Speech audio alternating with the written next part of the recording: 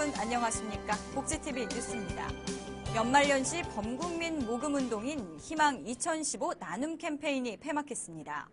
추운 겨울, 꽁꽁 얼어붙은 경제 상황 속에서도 우리 이웃에 대한 사랑의 온도는 그 어느 때보다 뜨거웠다는데요. 현장에 김지환 기자가 다녀왔습니다. 연말연시 범국민 모금 선전전 희망 2015 나눔 캠페인이 지난달 31일 마감됐습니다. 총 모금액은 3,284억 원으로 사랑의 온도탑의 최고 온도인 100도를 넘은 100.5도를 달성했습니다. 이에 사랑의 열매 사회복지 공동모금회는 2일 광화문 이순신 동상 앞에서 사랑의 온도탑 폐막식을 갖고 지난해 11월 20일부터 73일간 진행한 나눔 선전전을 마치고 모금에 참여한 국민들에게 감사의 인사를 드리는 시간을 가졌습니다.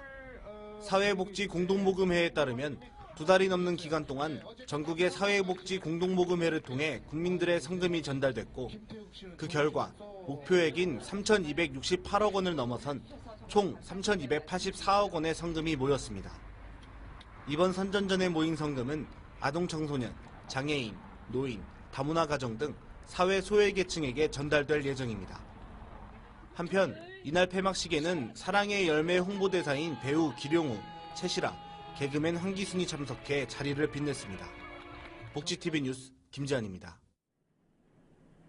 태권도가 사상 처음으로 장애인 올림픽의 정식 종목으로 치러집니다.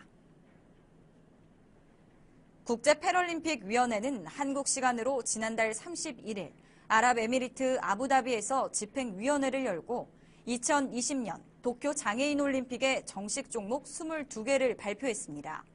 태권도는 배드민턴과 함께 처음으로 채택된 가운데 세계 태권도 연맹 조정원 총재는 기자회견을 통해 전 세계 장애인 태권도 선수들의 꿈이 실현됐다고 말했습니다. 실업급여 신규 신청자가 다시 늘고 있습니다. 고용노동부에 따르면 1월 실업급여 신규 신청자가 13만 명으로 지난해 같은 기간보다 1.6% 늘었습니다. 지난 2013년 1월 13만 7천 명까지 늘었던 실업급여 신청자는 지난해 1월 12만 8천 명으로 9천 명 줄며 감소하는 듯 했지만 다시 13만 명을 돌파했습니다. 고용부 관계자는 이에 대해 연말 근로계약 종료 등으로 비자발적 실직자가 늘어난 데다 실업급여 제도를 몰랐던 이들의 신청도 늘어 신규 수급자가 전체적으로 늘어난 것이라고 설명했습니다. 창원시 어린이집 연합회가 지난달 29일 보육교 직원 500여 명과 함께 어린이집 아동학대 근절을 위한 어린이집 원장 및 보육교사 자정결의 대회를 개최했습니다. 이날 대회는 최근 어린이집 아동학대 사실이 연일 언론을 통해 보도되면서 보육인으로서 사회적 공동책임을 거듭 확인하고 창원시 어린이집에서는 아동학대와 관련된 불미스러운 일이 일어나지 않도록 안심 보육에 대한 결의를 다짐하기 위해 마련됐습니다. 또한 경찰서와 아동보호 전문기관의 관계자를 초빙해 사례를 통한 아동학대 예방과 아동 권리에 대한 교육도 함께 진행됐습니다. 어린아이들에게 현대미술은 낯설고 지루하게 느껴질 텐데요. 친절한 설명과 함께 직접 만지며 배울 수 있는 어린이 전용 현대미술 전시회가 열리고 있습니다. 김소영 기자입니다. 가지로 만들어진 작품. 아이들에겐 생소한 전시물이지만 눈높이에 맞춘 도스튼의 설명이 이어지자 아이들도 호기심을 갖고 한마디씩 소통하기 시작합니다.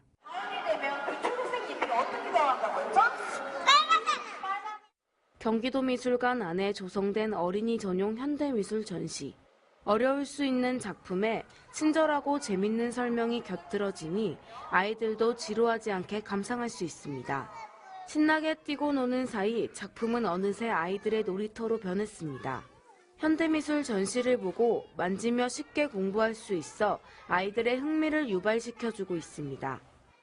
선생님께서 설명해 주시면서 우리 아이들이 자기의 의견을 얘기하고 생각을 바꿔나가면서 내 작품이 이렇게 만들어질 수 있구나라고 어린이집에 가서도 만들어 볼 수 있을 것 같아요. 상설 전시 외에도 아이들의 호기심을 자극하는 여러 프로그램들이 함께 열리고 있습니다. 조금 더 쉽게 다가가기 위해서 조금 더 활동적인 그 교육 프로그램을 활성화시켜서 아이들이 현대미술 작품을 감상할 수 있도록 이제 구성이 되어 있습니다. 너무 어렵지도 가볍지도 않은 눈높이에 맞춘 전시를 통해 아이들만의 예술적 상상력을 키워볼 수 있습니다. 복지TV 뉴스 김소연입니다. 지역 경제에 활기를 불어넣을 포항 창조경제센터가 문을 열었습니다. 세계를 선도하는 창조 도시로서 나아가겠다는 각오인데요. 박성호 기자입니다. 전국 최초 민간 자율형 센터인 포항 창조경제혁신센터가 지난 30일 포스텍 C5동에서 개소식을 가지고 본격적인 활동을 시작했습니다. 준공식에는 김관영 도지사, 이강덕 포항시장, 김진일 포스코 시장을 비롯한 지역 기관장과 기업 대표 등 150여 명이 참석한 가운데 경과 및 준공 보고와 테이프 커팅, 센터 투어, 제막식 순서로 행사를 가졌습니다.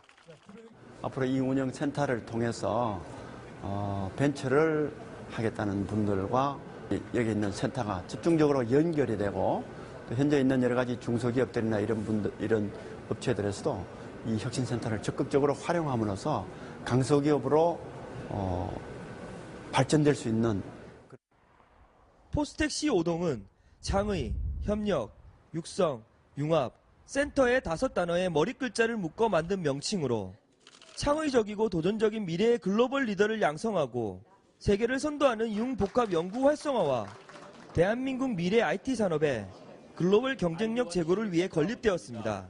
또한 이런 창조경제센터가 저희가 열심히 일을 해서 이 포항 지역의 지역 경제를 활성화시키고 많은 벤처기업을 만들어서 일자리를 창출을 해서 젊은 사람들이 포항 지역에 많이 모여서 포항이 이 한국을 대표하고 또 세계를 대표하는 창조도시가 되도록 노력을 하겠습니다.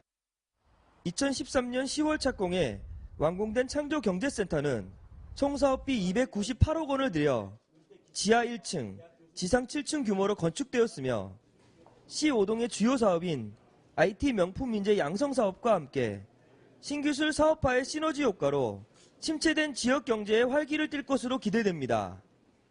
포항에서 복지TV 뉴스 박성호입니다. 대한민국을 대표하는 소설가 조정래 씨가 WBC 복지TV의 상임 고문으로 위촉됐습니다.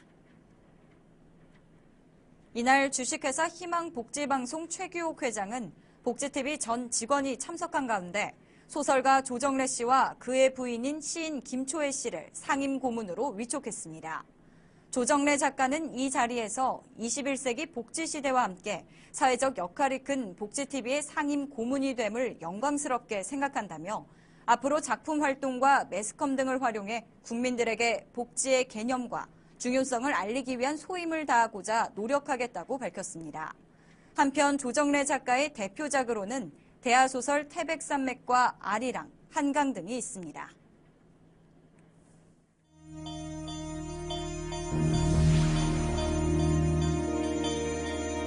이어서 간추린 뉴스를 전해드립니다. 한국장애인고용공단이 장애인 고용에 대한 국민의 인식을 개선하고 이에 폭을 넓히기 위한 아이디어를 공모합니다.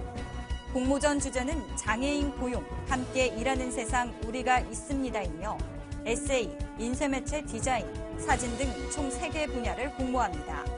공모전에는 누구나 참여할 수 있으며 작품은 27일까지 공모전 홈페이지에 접수하면 됩니다. 경기도가 중증장애인 활동보조인 교육기관을 추가로 지정하기 위해 오는 21일까지 교육기관을 공개 모집합니다. 도는 이번 공모를 통해 번역별로 총 7개소를 추가 지정하며 모두 지정될 경우 수원과 의정부에 이어 총 9개의 중증장애인 활동보조인 교육기관이 생기게 됩니다. 자세한 사항은 경기도 홈페이지에서 확인할 수 있습니다. 여성가족부와 경기도 고양시를 비롯한 7개 지방자치단체가 여성 친화도시 조성을 위한 협약식과 현판 증정식을 가졌습니다. 이날 협약식에는 자치단체장, 여성 친화도시 협의체 회원, 지역 주민 등 200여 명이 참석했으며 여성 친화도시 조성 협약과 현판 증정, 자치단체의 조성계획 발표가 이어졌습니다. 한편 여성 친화도시는 여성이 행정에 적극적으로 참여해 양성이 평등한 지역사회를 조성하고 모두가 행복하고 살기 좋은 도시로 만들어가기 위해 지정 시행하고 있으며 현재 전국 57개 지자체가 여성 친화도시로 지정돼 있습니다. 경기도 양주시립 장욱진 미술관에서 지난달 26일 777 레지던스 신진작가 첫 기획전이 개막했습니다. 777 레지던스는 경기도 양주시 장흥면에 위치한 해 모텔 건물을 재생해 창작 공간으로 조성한 것으로 신진 작가들에게 창작 공간과 레지던스 프로그램을 제공하고 있는 전문 미술 창작 스튜디오입니다.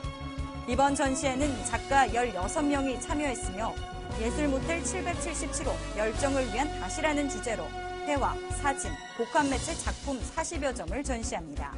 전시는 오는 4월 12일까지 이어집니다. 2015 춘천 도시첨단 문화산업단지 입주기업 간담회가 열렸습니다. 이날 간담회는 춘천시장과 복지TV 강원방송회 창작개발센터 입주기업 대표들이 참석했으며 춘천시내와 창작개발센터 사이의 접근성과 입주기업 간의 사업 교류 등에 대한 의견 등 자유롭게 이야기를 주고받는 방식으로 진행됐습니다. 간담회는 춘천시장의 소통이 안 되면 고통이 온다는 메시지를 끝으로 성황리에 마무리됐습니다.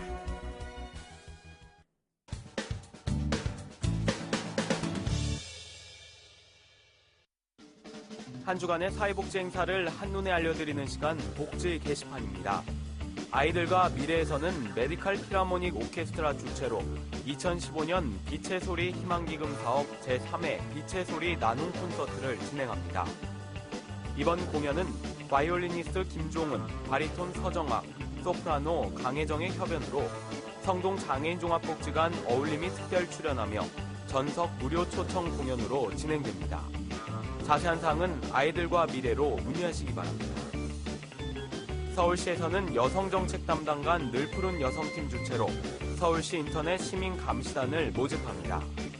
활동 내용으로는 성매매 알선과 광고 등 불법 유해 사이트와 스마트폰 앱 감시 신고, 오프라인상의 불법 음란성 전단지 신고 등의 활동을 하게 됩니다. 자세한 사항은 서울시 여성정책 담당관 늘푸른 여성팀으로 문의하시기 바랍니다. 지금까지 복지 게시판이었습니다. 이야기가 있는 시간 오늘의 영상 함께 보시죠.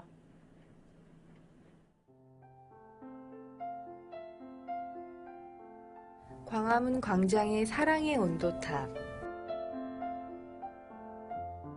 그 수은주가 100도를 가리키고 있습니다.